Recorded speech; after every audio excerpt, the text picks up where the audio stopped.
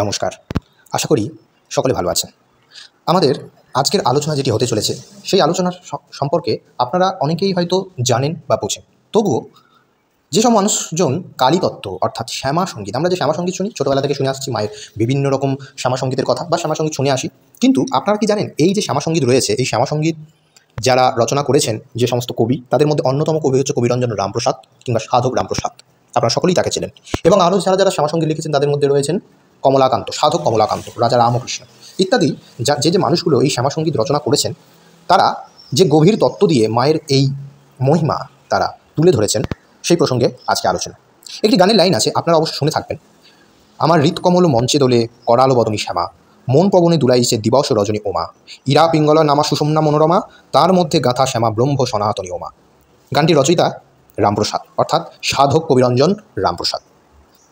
এই যে কথা বা এই যে শ্যামা সঙ্গীতের ভাব নিয়ে তিনি লিখেছেন, এই ভাবের অর্থ কি আপনারা কখনো বুঝেছেন? কিংবা এই ভাবের অর্থ কি আপনারা জানেন? যদি জেনে থাকেন অবশ্যই এই আলোচনার শেষে আমি যে ব্যাখ্যাটি করব, এই আলোচনার শেষে আপনারা আপনাদের মতবাদ অনুযায়ী, আপনাদের মত অনুযায়ী ব্যাখ্যাটি কমেন্টে অবশ্যই লিখতে ভুলবেন না। তো চলুন শুরু করা যাক যে এই চারটে লাইন, যে শ্যামা সঙ্গীতের এই চারটে লাইন আমি বললাম, এই চারটে লাইনের যে অবস্থা বা যে স্তর সাধক বলতে চেয়েছেন কিংবা সাধক রামপ্রসাদ যিনি বলতে চেয়েছেন, সেই অর্থটি আসলে কী? হৃৎকমল মঞ্চে দোলে করালো বদনী শ্যামা, মন পবনে দুলাইছে দিবস রজনী ওমা, ইরা পিঙ্গলা নামা সুষুম্না মনোরমা, তার মধ্যে গাথা শ্যামা ব্রহ্ম সনাতনী ওমা। অর্থাৎ মহাশক্তির নির্বিকার অবস্থায় মায়ের ব্রহ্মময়ী অবস্থা। তিনি যুগপদ নির্গণা ও সগুণা, জীবের দেহা অভ্যন্তরে তিনি আছেন। নাদ ও জ্যোতির মধ্য দিয়া অব্যক্ত শক্তির কিন্তু প্রকাশ হয়। ইরা ও পিঙ্গলার মধ্যবর্তী অতি সূক্ষ্ম সুষুম্না নারীর মধ্যে যোগীগণ এই নাদ ও জ্যোতিকে অনুসন্ধান করে থাকেন। পরাশক্তি জীবদেহে শব্দ ব্রহ্ম বা কুণ্ডলিনী রূপে অবস্থান কিন্তু করেন। সাধারণত কুলকুণ্ডলিনী দেহস্থ মূলাধার চক্রে প্রসুপ্তা থাকেন। জাগ্রত হইয়া ইনি সুষুম্না নারীর অতি সূক্ষ্ম ছিদ্রপথে মূলাধার হইতে সহস্রারের মধ্যবর্তী চক্রে চক্রে বিচরণ করিয়া থাকেন। চঞ্চল মন, চঞ্চল পবন, শ্বাসবায়ু, মন পবনে দোলায় দোদুল্যমান এই পদ্ম।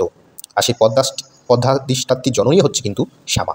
তাই সাধক কবির নিজের কবিত্ব হিসেবে এই ব্যাখ্যাটি, যে ব্যাখ্যাটি করলাম আমি, যে ব্যাখ্যাটি সাধক করতে চেয়েছেন, এই এত বড় ব্যাখ্যাটি সাধারণ কোন মানুষ বুঝবে? যারা গৃহস্থ, যারা সাধারণ মানুষ রয়েছে, তাদেরও তো এই স্তরটি বোঝার অবস্থা রাখা দরকার।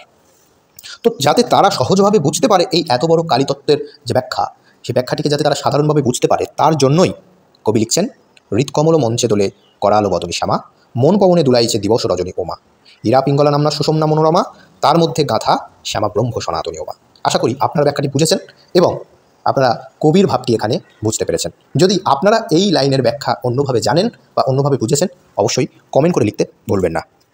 আজকে আলোচনা এইটুকুই। আলোচনা যদি ভালো লেগে থাকে আমাদের পাশে থাকবেন। নমস্কার, ধন্যবাদ। লাইক করবেন, কমেন্ট করবেন, শেয়ার করে চ্যানেলটিকে সবার মাঝে ছড়িয়ে দেবেন। ধন্যবাদ।